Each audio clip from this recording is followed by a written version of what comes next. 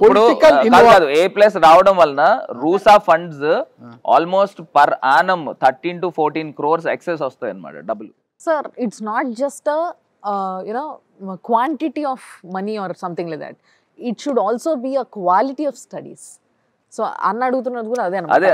A+ వచ్చింది అని అంటే what kind of new groups you have introduced, A groups మీరు పెట్టారని, ఏం కొత్తగా ఉందని, దానికి A+ ఎలా వచ్చింది, దానికి కూడా మళ్ళీ మీరేమైనా కొంచెం ఇన్ఫ్లుయెన్స్ వాడినరా అంటే భరత్ని చూసిచ్చారా, కాలేజ్ని చూసిచ్చారా అనేది ఆయన ప్రశ్న. జనరల్గా A+ అనేది ఆ కాలేజ్కి ఇవ్వాల్సింది ఉందండి.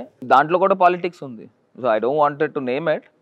సో దాంట్లో కూడా పాలిటిక్స్ ఉంది, ఎందుకంటే చాలా హిస్టారిక్ కాలేజ్ అది.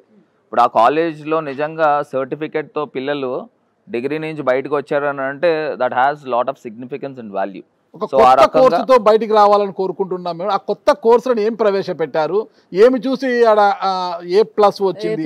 మార్గాన్ భరత్ గారి యొక్క పొలిటికల్ ఇన్ఫ్లుయెన్సా, లేకపోతే భరత్ గారికి ఉన్న చరిష్మానా, లేకపోతే నిజంగా కాలేజీలో అంత క్వాలిటీ ఉందా? ఇప్పుడు మొన్న లాస్ట్ టైం ఇండిపెండెన్స్ డేకి ఇక్కడ నుంచి NCC పిల్లలు అక్కడ పెరేడ్లో పాల్గొన్నారు. మీరు ఎన్సీసీ అనేది ఒక కోట, రిజర్వేషను. నేను NCC గురించి మాట్లాడేది ఎడ్యుకేషను. NCCయే పూర్తిగా పిల్లోని యొక్క ముఖ చిత్రాన్ని మార్చేయదు కదా. వానికి పరిజ్ఞానం కావాలి, నాలెడ్జ్ కావాలి, కొత్త కొత్త అంశాలు తెలుసుకోవాలి. ఏం ప్రవేశపెట్టారు మీరు దాంట్లో అంటే ఏమంటారు? ఇప్పుడు నేను ఫుల్ ఫ్లెడ్జ్డ్గా ఆ కాలేజ్ గురించి నేను చేసింది లిమిటెడ్ అండి.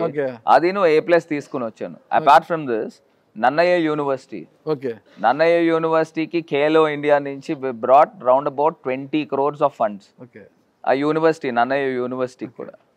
సో అట్లాగా మనం మంచి కార్యక్రమాలు చేసాం.